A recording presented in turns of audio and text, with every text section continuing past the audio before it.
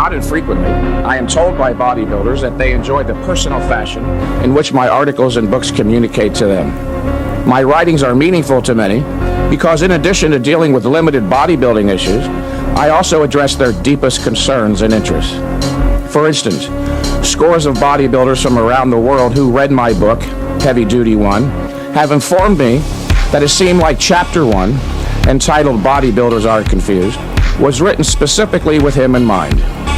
That through some special power, I was able to divine what was in his soul and then make explicitly clear what he had only kinda, sorta known or had merely sensed theretofore. Each was effusively grateful for what in effect was my having lifted the veil of mystification that had enshrouded his thinking and kept him confused on the subject of how to best proceed with his training. I accomplished this by logically identifying the nature and source of their confusion. It is this, understanding the nature and source of one's confusion, which is the first step toward resolving it.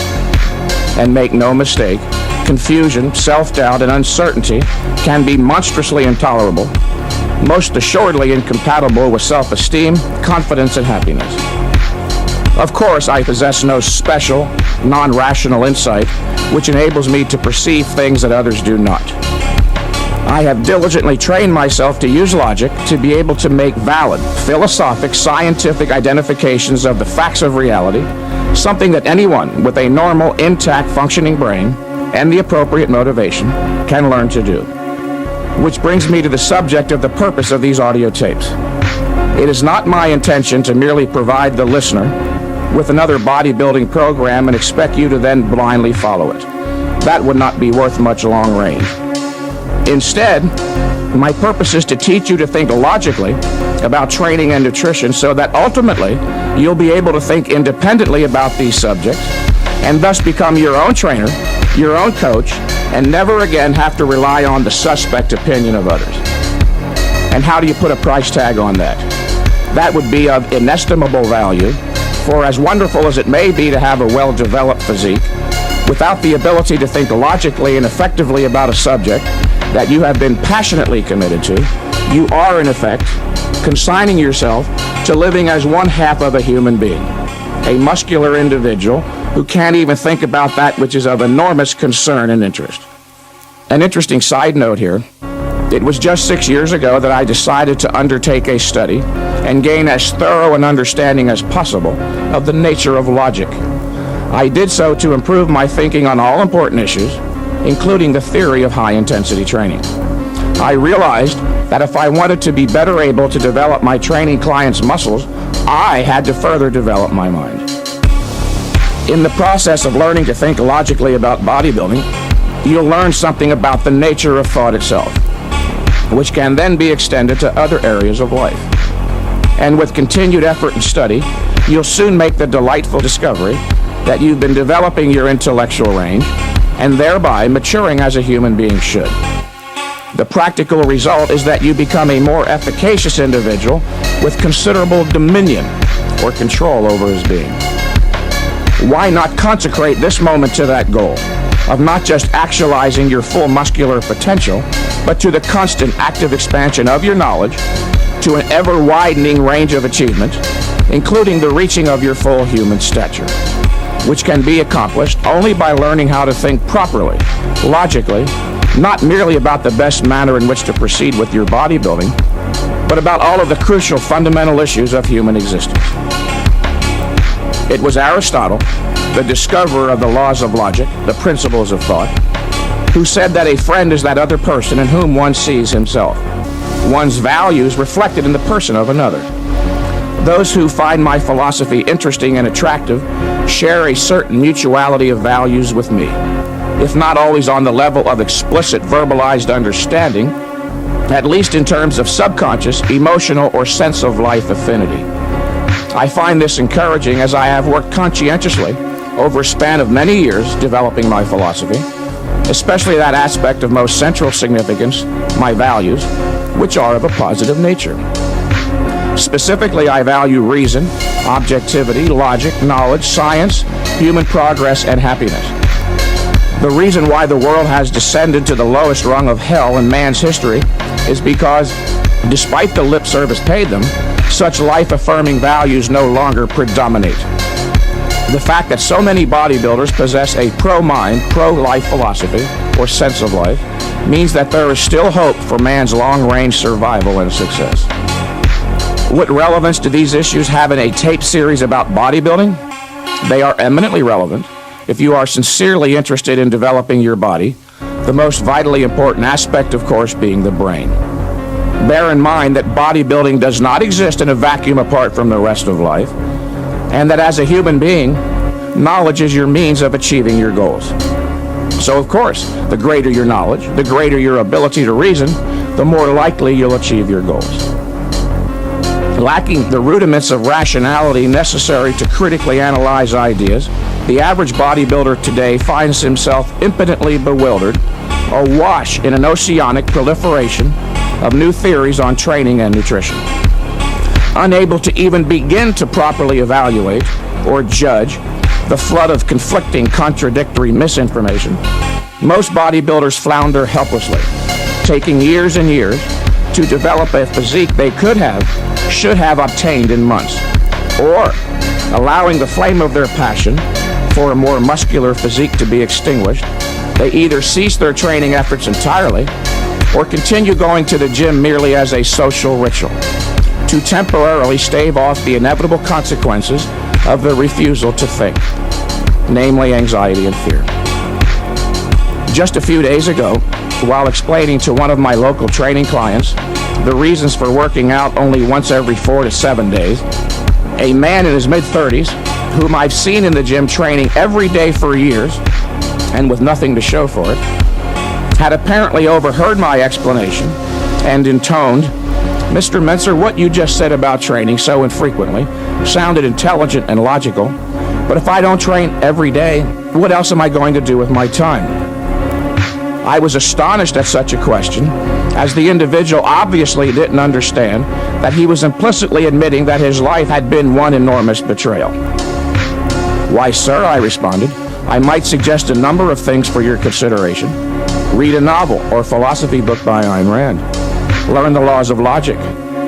Translate what you had merely sensed about the nature of existence into an explicitly verbalized philosophy of life. Why, you might even study neuroanatomy and physiology. Yes, neuroanatomy and physiology. I'm always amazed at how much human beings take for granted their sacred existence. Or take up a trade, enroll in a class, go to the movies, take walks in the park. You might even learn about the true nature of romantic love. In short, you might seek to actualize your human stature." He scratched his head and said half-heartedly, "Yeah, I suppose I could find something to do." As a microcosm of the culture at large, the bodybuilding subculture, too, exhibits an appalling lack of respect for truth, knowledge, logic, and rationality. In certain cases, so great is the distance of ideas in this field from reality, one might characterize them as reflective of a type of modern madness or schizophrenia. For instance, the premise that there is no such thing as overtraining, only undereating. This idea represents the apotheosis of irrational thinking in this field, as it contradicts the most basic, fundamental principles of bodybuilding nutritional science. A brief, logical, critical analysis of this idea will reveal it immediately as a monumental absurdity. The notion that there is no such thing as overtraining, only undereating, implies that if you will only agree to overeat, then you can infinitely extend the limit to which you can train to stimulate the body to grow. And this simply is not true, because the supply of biochemical resources used up in the process of training to induce growth stimulation is of course strictly limited and cannot be restored instantaneously, which would have to be the case for this assertion to have any merit, no matter how much or how often one eats. Therefore, the amount of training one may engage in before it becomes overtraining is strictly limited. And if it were possible to infinitely extend the degree to which growth could be stimulated through the indefinite extension of training time and of the amount of food consumed, there would already be a legion of bodybuilders whose muscular development would far exceed that of Dorian Yates, as most bodybuilders today are chronically, grossly overtrained and overnourished. Despite being touted as the science of modern bodybuilding, very few have engaged in any rigorous scientific thinking on the subject. In fact, the legitimate scientific medical community has long looked upon weight training rather gingerly, only recently according it a minuscule respect. The actual value of bodybuilding goes largely unnoticed because of the preponderance of low-grade mentalities controlling it. Unlike the hallowed researchers and practitioners of Western theoretical medical science, who rightfully pride themselves on exacting intellectual standards and noble ethical principles, too many of those involved in the sport industry of bodybuilding, and to a significant degree exercise science, have no explicit intellectual standards, and worse, their degree of control has emboldened them such that they actually take pride in violating ethical principles with promiscuous abandon. Unfortunately, too many of the self-styled experts in this field not only fail to make a nominal effort to stay apprised of the latest state-of-the-art knowledge, they actively evade such knowledge and even work diligently to suppress valid ideas that would help people to achieve greater progress, as well as to protect their health. Sheer innocent ignorance is one thing, but the conscious evasion and willful suppression of life-enhancing knowledge is another. The motive of such people is the irrational desire to project and protect an image of incontestable superiority and omniscient infallibility. Such only serves, of course, to make them look ridiculously pathetic and to pose a threat to the young and innocent who are apt to be duped by the crude sophistry of these not-so-big big shots. When someone establishes himself as an authority in bodybuilding or nutrition, or any other arena involving human well-being, that individual has an enormous ethical responsibility to do everything within his power to keep abreast of the latest word in human thought in that field. So there is absolutely no excuse for the bodybuilding orthodoxy, after 50 years, to continue promulgating the notion that more is better, advocating that bodybuilders train for hours a day, 6 days a week. This, I submit, is really obscene, as the dangers of overtraining have been described and well documented for decades. My goodness, the issue is human well-being. What does it take to make some people indignant? While those I just described should be censored heavily, they are instead among the most successful in this industry. Some may recall from my book Heavy Duty 1 that just as there are those individuals who do not tolerate exposure to high-intensity sunlight stress as well as others, with albinos, Scandinavians, and light-skinned people at the far left end of the continuum, and dark-skinned types and Negroes at the other, so there exists a similar situation with regard to individual exercise stress tolerance, with those who don't tolerate exercise stress well at one extreme, and those who do at the other. To advocate that all bodybuilders, or any for that matter, should train for hours a day is like suggesting that everyone, without regard for genetic considerations, should expose themselves to the intense summer sunlight at the equator for 2 hours. And when I speak of the dangers of overtraining, it is not merely that overtraining is counterproductive in that it hampers your training progress. It may be life-threatening, as the recent research of Dr. Kenneth Cooper indicates. This is not so difficult to understand when you consider that intense weight training is a form of stress on the human physiology. And who has to be reminded that we are all rather delicate and vulnerable as living organisms? It only stands to reason that chronic, gross overtraining could inordinately tax the overall physical system and possibly result in a breakdown where there might be a weak link such as the glandular system. Dr. Cooper, in fact, attributes the lymph cancer of Lemieux, the hockey great, as well as that of Marty LaQuarrie, the distance runner, to overtraining. While the science of productive bodybuilding exercise is not infinitely complex, there's considerably more to it than the childlike simplistic notion that more is better.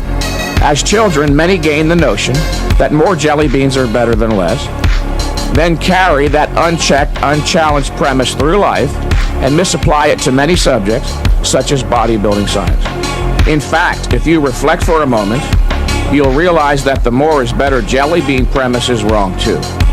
Beyond a definite limited point, jelly beans make you sick, fat, and may cause dental problems. The premise more is better is actually an ethico-economic principle, i.e., more money, more knowledge, more values are better than less. One cannot take a principle from ethics or economics and apply it blindly to another context, such as bodybuilding, and expect any meaningful results. The premise more is better means precisely that. More is better means more is better.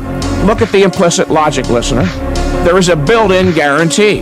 If 20 sets are good, 40 sets are even better, and 80 sets better still. You can't lose. The more exercise you perform, the better your progress.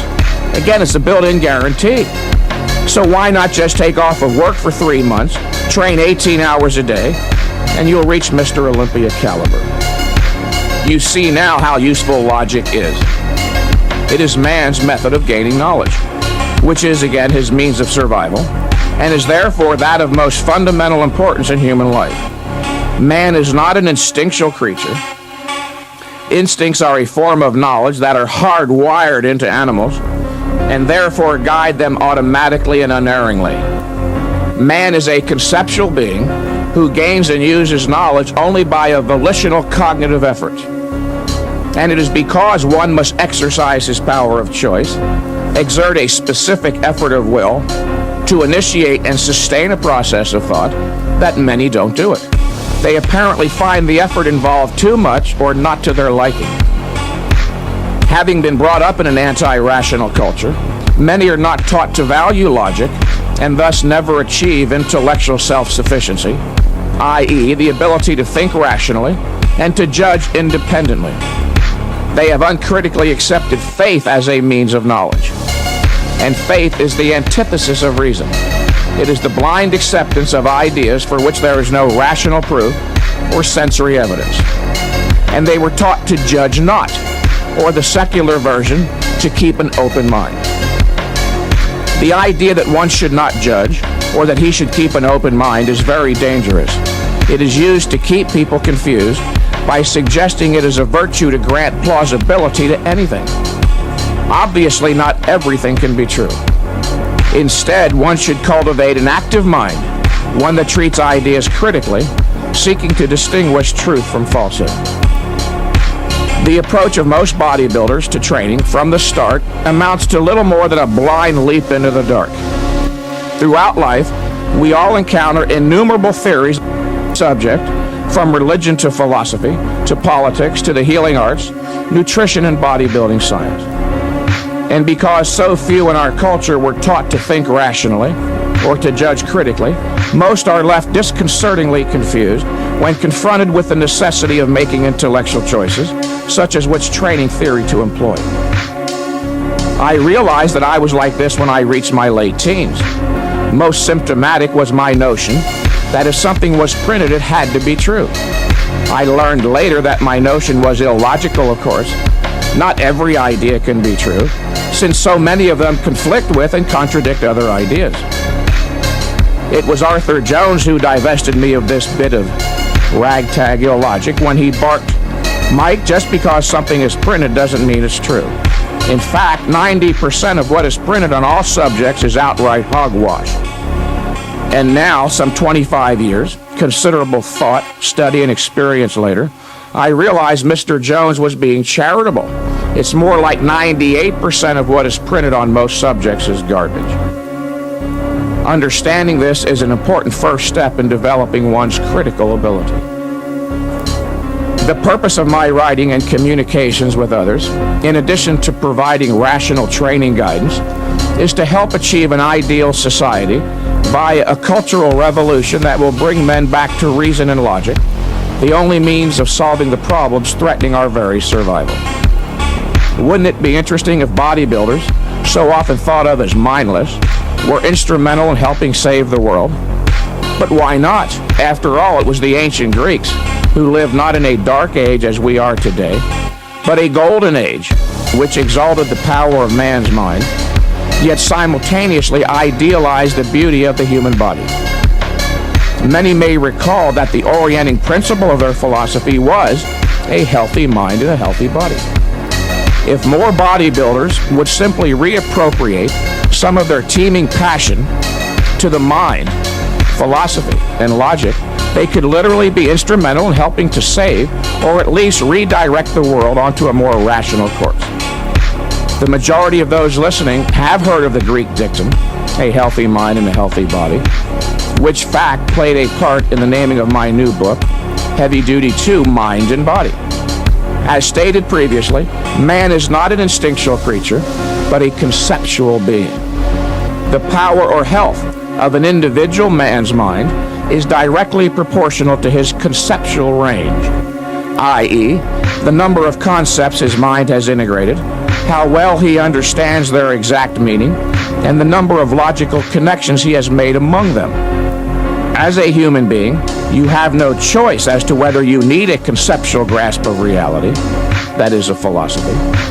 To quote Ayn Rand on this matter, your only choice is whether you define your philosophy by a conscious, rational, disciplined process of thought and scrupulously logical deliberation, or let your subconscious accumulate a junk heap of unwarranted conclusions, false generalizations, undefined contradictions, undigested slogans, unidentified doubts, wishes, and fears, thrown together by chance, but integrated by your subconscious into a kind of mongrel philosophy and fused into a single solid weight. Self-doubt, like a ball and chain where your mind's wings of confidence should have grown. Close quote. The purpose of a proper study of philosophy is to gain a fully defined and consistent view of life based on a clear, first-hand understanding of objective principles. A firm intellectual grasp of objective principles is an absolute requirement to learn to think and judge independently, and thereby enable one to achieve rational goals. The most important principle one need grasp to achieve dominion over his being and to achieve his goals, whether he desires to develop larger muscles, a successful business, or a happy marriage, is the law of causality or cause and effect. It was philosophy's discovery and explicit statement of the law of causality that provided man with the intellectual base that made for the vast superiority of Western culture and its control over reality as expressed through the achievements of mathematics, medicine, physics, engineering, and all other sciences. The law of causality states that an entity can act only in accord with its own nature and cannot act otherwise. Or, a rock cannot fly, a muscle cannot grow without the imposition of the requisite stimulus, and man cannot properly exist as anything other than man, i.e. the rational animal. Those who do not possess an explicit understanding of philosophic fundamentals, such as cause and effect, have a very difficult time achieving their goals. Lacking aware of the role of fundamental principles in guiding one's life, they are, for the most part, emotionally driven instead of conceptually directed. They seem to operate on the fuzzy notion that if their mere desire to achieve a goal is strong enough, such will suffice. And having never made it a policy to check for inappropriate mental habits, they semi-consciously resort to the unchallenged premise, more is better. If stated in words, their attitude would be, I want big muscles so badly. If I persevere and go to the gym religiously for hours every day, eventually I'll achieve my goal. After all, everything I've read and heard in the culture suggests that if I'm relentless, if I remain a slave to my art, through sheer dint of unrelenting effort, I must succeed. Well, the joke is on them, how pathetically wrong they are. We live in a reality that is an objective absolute. It is reality and its laws, the laws of nature, which dictate what causes must be enacted to affect the development of a rational mind, the development of a suntan, or the development of muscles beyond normal levels. Neither a wish, a whim, a hope, or dream is sufficient to cause a muscle mass increase. Neither is the application of a false idea or theory blindly accepted. This is the end of Side 1. Please turn over the tape at this point to continue with Side 2. A person exposed to the sun's ultraviolet rays at the equator in summer would have no slightest concern that the intensity of the stress would be high enough to threaten the physiology sufficiently as to cause an adaptive response, a suntan. While the imposition of a high-intensity sunlight stress is the primary causal determinant, or first necessary cause, it would not be sufficient cause to affect the development of an optimal suntan. The suntanner's primary concern, his overriding consideration, would be related to secondary and tertiary causes, the proper regulation of the volume and frequency of the exposure time so as not to overdose on the stress stimulus and incur a sunburn or, in extreme cases, death. A person exposed to high-intensity sunlight stress does not fret as to whether he'll succeed in achieving his goal, an optimal suntan, but only so long as he doesn't overexpose. Bodybuilders utilizing the blind, non-theoretical volume approach to training do fret continuously over the prospect of ever developing their muscles because they know absolutely nothing about the nature of the causes required to affect the development of muscles beyond normal levels. They are completely ignorant of the first cause required by nature, training to failure to stimulate the body's growth mechanism into motion, and they remain solely concerned with volume and frequency. Unlike the suntanner, however, who is rationally concerned with the proper regulation of the exposure of the sunlight stress, the bodybuilder has an irrational obsession with overimposing the training stress. The theory of suntanning, by the way, is essentially the same as the theory of muscle building, both of which derive from the theory of stress physiology.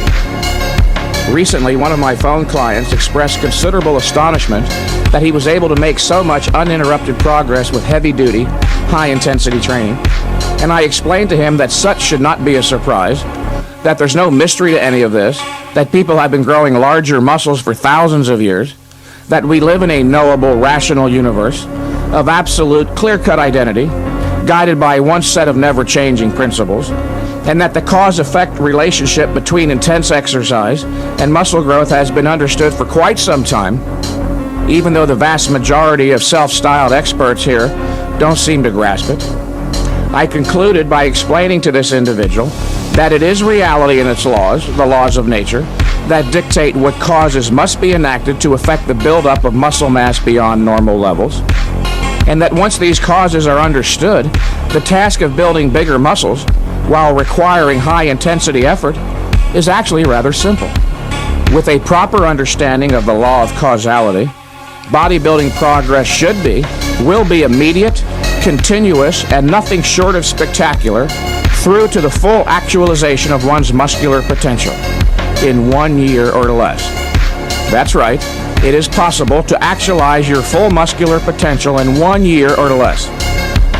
While anyone should be able to actualize his muscular potential in 1 year, no one can guarantee exactly what his potential is, as the prime determinant of bodybuilding success is genetics. And although the subject of genetics, or inherited characteristics, is widely recognized as of central importance in bodybuilding and athletics, it is rarely understood. Individuals inherit characteristics peculiar to their parents and not common to the species, examples of which are height, eye color, blood type, and body type. These are referred to as fixed genetics traits, and thus not typically subject to alteration from exogenous influences. There do exist other inherited traits, however, such as intelligence and muscle size, that are not absolutely fixed and can be progressively altered, although within a genetically prescribed range. Along with specific psychological motivational factors that the individual must possess or acquire in order to achieve his goals, genetic element is the primary factor determining both the rate of response to intense exercise and the degree of muscular development. So, while anyone can improve upon his level of muscular development with proper training and nutrition, only a small percentage will possess the requisite genetic traits to become champions. The most visible of the physical characteristics necessary for the development of a top physique is related to the skeletal structure. The formation of the bones dictates not only how much muscle can be supported, They also determine a significant aspect of the aesthetic quality of the physique. Though the size of the skeleton figuratively and how much muscle can be supported, the actual size potential of a muscle is determined to a significant extent by its length. Skeletal considerations and muscle belly length, however, are only two inherited characteristics which affect physique potential, and were discussed briefly here merely to introduce the listener to the subject. There are numerous others, including muscle fiber density and recovery ability, an elaboration of which is beyond the scope of this work. For those interested in more information on the role of genetics, I suggest you refer to my book, Heavy Duty 1. I am often amazed by the Sisyphean efforts of bodybuilders who are willing to train for hours a day, every day for months and years, with literally little or nothing to show for their efforts. It is almost as if they're waiting for a zap out of the mystical realm of whims, wishes, and hopes to one day deliver them their much dreamed of muscles. If you are such an individual, wake up and stop wasting your time. If your present program hasn't been yielding progress for weeks, let alone months or years, it isn't going to start doing so tomorrow. Presumably your life is sacred, and the achievement of your goals is of great value significance. It is important, having set a goal, that you successfully achieve it, as the implications to your confidence, happiness, and self-esteem are crucial. With a properly conducted, heavy-duty, high-intensity training program, you will grow stronger and larger literally every workout, until you reach the upper limits of your muscular potential. Yes, as I've already stated, in 1 year or less. Given your present state of knowledge, such may seem impossible. But remember, it wasn't all that long ago that the great American unwashed thought we'd never get to the moon. Impossible, they said.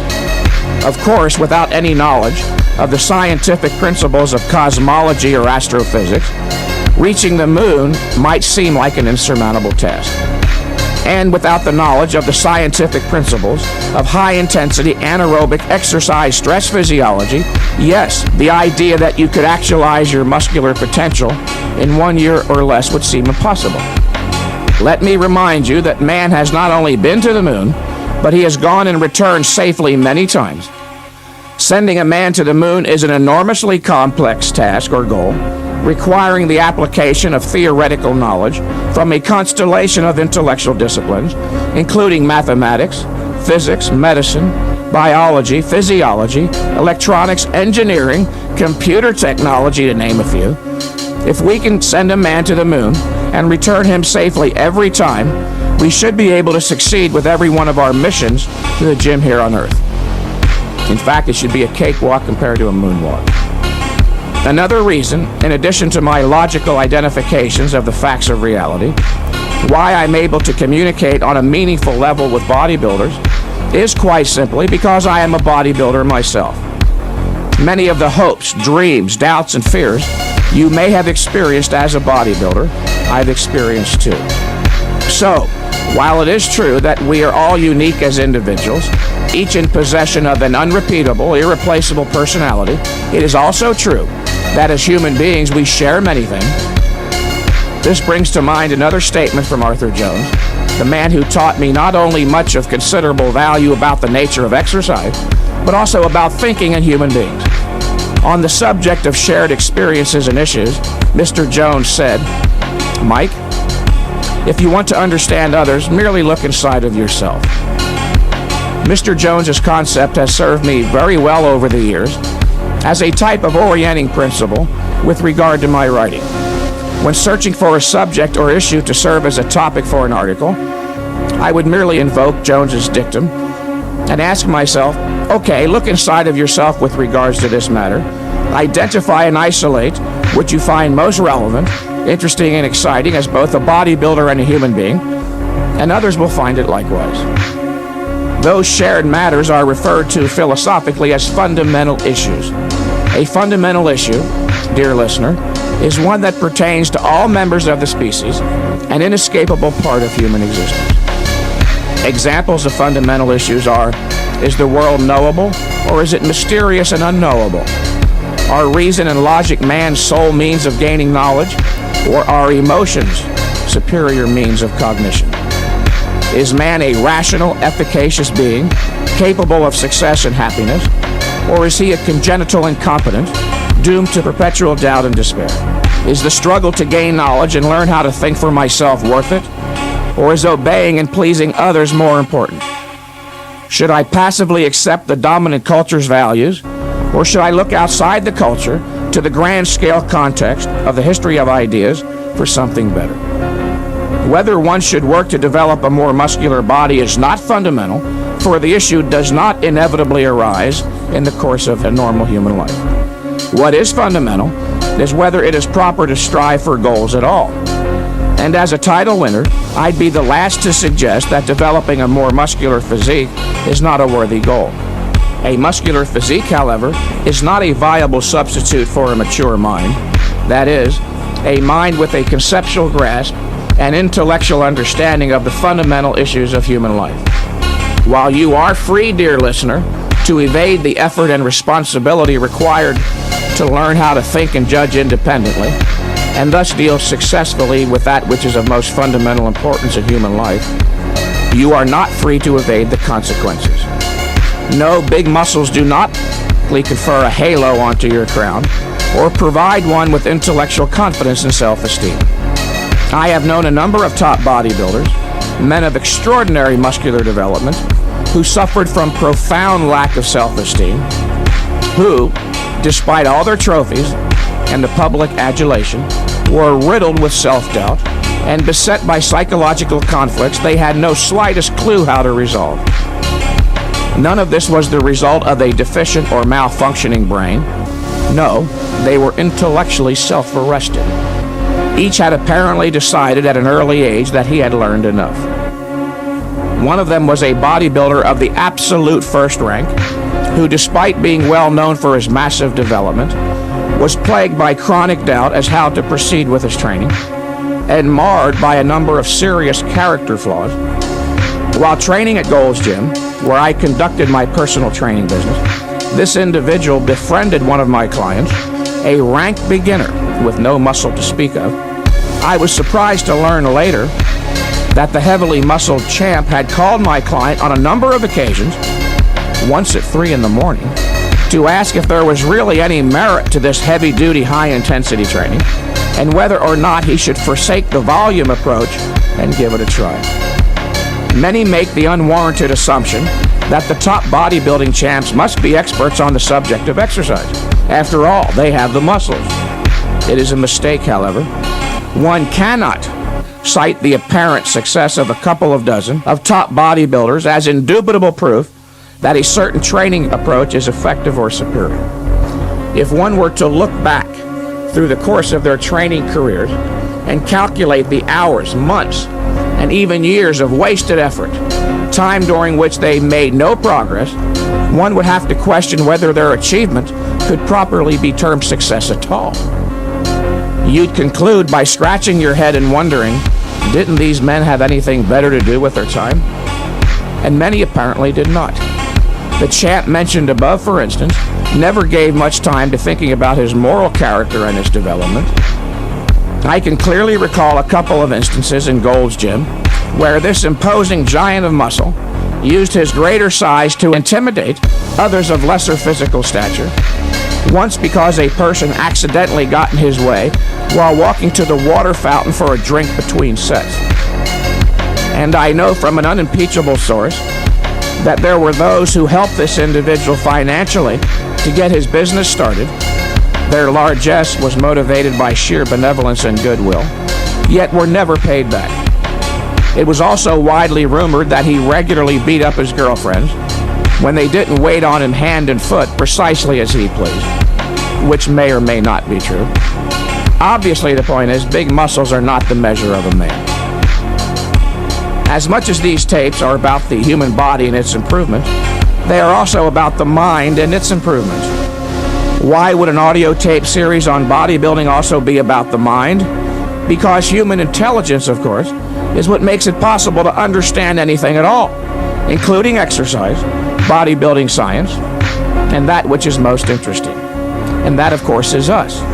We, the members of the species man, the divine spark in the great chain of being, the highest of all living species on earth. It has been averred all too often that bodybuilders are dumb or stupid, which simply isn't true, as evidenced by the number of phone calls I receive from intelligent bodybuilders every day. These include people from all walks of life, such as medical doctors, lawyers, physicists, stockbrokers, students, and tradesmen, all who happen to be bodybuilders as well. I will not talk down on the assumption that the listener so lacks intellectual depth that he is incapable of exercising the mental effort required to integrate knowledge of a higher order. Nor will I insult your intelligence by expecting you to accept anything I say simply because I've won a few bodybuilding contests. It is only on the basis of grasping the logical truth of an argument that one should agree. I will not bore you with the type of intellectual pablum or garbage you've read so often in some of the muscle magazines. In case you hadn't noticed, the vast majority of articles written on the subject of training consist of little more than a series of arbitrary, out of context, biblical-like commandments. Thou shalt perform 4 sets of this exercise, and thou shalt perform 5 sets of that one. Why? Blank out, no reason, no logic. The realm of the intellect is more demanding than the average bodybuilding writer recognizes, and that formulating a valid, non-contradictory theory of training requires knowledge of the nature of human physiology, as well as knowledge of the nature of man's mind, and his method of using it, logic. A mere passionate discharge of the arbitrary contents of one's subconscious onto a piece of paper is just that, intellectual vomitus. As a man of reason, I act only on the basis of understanding the reasons for doing something, as all mature adults should, and that is what these tapes are about. A reasoned, principled approach to bodybuilding, one that can be learned by anyone willing to exercise the required mental effort. I presume, after all, that you purchased these tapes because of your enthusiastic desire to be a successful bodybuilder, whether to actualize your muscular potential for personal reasons, or to be Mr. New England, Mr. Midwest, or Mr. Olympia. And that you already understand that the basis of a rational approach to bodybuilding, or any other arena of endeavor, is the recognition that only the specific, appropriate knowledge can lead one to engage in the purposeful action required to achieve a goal. No, the material on these tapes is not infinitely complex, but it's not intellectual pablum either. Why not cast aside all other concerns for now, get intense mentally, focus on the logic of my ideas, and once and for all clear up any and all confusion. Then you will be able to proceed with the greatest power possible to a human being, the power of certainty. It only stands to reason that a serious bodybuilder should want to know that the ideas guiding his training efforts are true ideas. And how will he ever come to distinguish true ideas from false ideas unless he learns something about the nature of ideas, or knowledge? To settle for anything less than certainty about the truth of the ideas guiding you in the pursuit of your life's goals is to abdicate your most fundamental responsibility as a human being and leave your life literally to chance. I entered into a personal renaissance of my own once I began a serious formal study of philosophy and learned something about the nature of knowledge. I learned that knowledge, like everything else that exists, has identity and nature. Human knowledge is hierarchical in structure. It has a foundation, or base, consisting of fundamental principles, which must first be grasped before one may move upward in logical progression to more complex derivative knowledge. This may be most readily observed in mathematics, where the fundamentals are addition, subtraction, multiplication, and division. It is only on the basis of having grasped these fundamentals that one may move up the logical hierarchy to derivative aspects such as algebra and calculus. Algebra and calculus, in other words, are logically based on and derived from an understanding of the fundamentals. There does exist a viable intellectual discipline, exercise science. On tape number 2, I will explain the logically interdependent hierarchy of ideas that make the context of bodybuilding science, Again, so that you may learn to think logically about the subject and go on to confidently and successfully achieve your bodybuilding goals. Before concluding, however, I am going to address one important issue which will serve as a direct prelude to the material on tape 2. And it has to do with the near universal confusion that exists with regard to the fact that there can only be one valid theory of proper productive bodybuilding exercise or any other subject. This confusion is centrally responsible for most of the failures in bodybuilding, and I can tell you unequivocally, without a doubt, more fail to achieve their bodybuilding goals than succeed. Most bodybuilders make the mistake of approaching the subject of training with the idea that all training theories have some merit or are of equal validity. Then they waste precious time, frantically trying one after the other in the hope that someday, somehow, some way they'll find one that works. And as a result, few bodybuilders achieve their goals. It could not possibly be true that all, or many, or even two training theories are valid, since a theory is a set of abstract principles which purports to be either a correct description of some aspect of reality and or a guide for successful human action, and there is only one reality. There is and can be, therefore, only one valid theory of any aspect of reality. There's no debate on the subject. Just as there is only one valid theory of epistemology, mathematics, electricity, chemistry, physics, evolution, relativity. Likewise, there is but one true theory of productive bodybuilding exercise, and it just so happens to be the theory of high-intensity training. The science of exercise, like the science of medicine, is based on an understanding of the principles of human physiology, which of course are universal, that is, applicable to all human beings. If everyone's cells, muscles, and organs were constituted and functioned differently, if everyone was a unique physiologic entity unto himself, medical science could not exist as a viable discipline. Doctors couldn't make diagnoses, perform surgeries, or dispense medicines. It is this fact, the fact that the principles of human physiology are universal, that makes it possible for me to state with absolute certainty there is only one valid theory of training, i.e., one best way to train. It is not my mere opinion that every human being requires intense training to stimulate growth. It is a well-authenticated fact beyond debate. And because the magnitude of the toll on the body's limited recovery ability made by high-intensity training is enormous, such training must be brief and infrequent to allow for the production of an increase. The major philosophic theme of these tapes is that without a firm intellectual grasp of and guidance by a valid theory, one cannot be certain he is on the right course. A sane individual setting out on a trip from Los Angeles to New York will consult a map. A map being a theory of how to get from one place to another. Without it, he would get lost, lose whatever certainty and motivation he may have had, and terminate his effort along the way. Knowledge, like any other value, has to be gained through a volitional effort. Anyone smart enough to learn the ABCs, write a sentence, or read a book can, with enough effort, integrate and make use of the knowledge contained on these tapes. It's not likely that you'll get it on the first listening, however, so listen to the tapes repeatedly until you do have a firm grasp.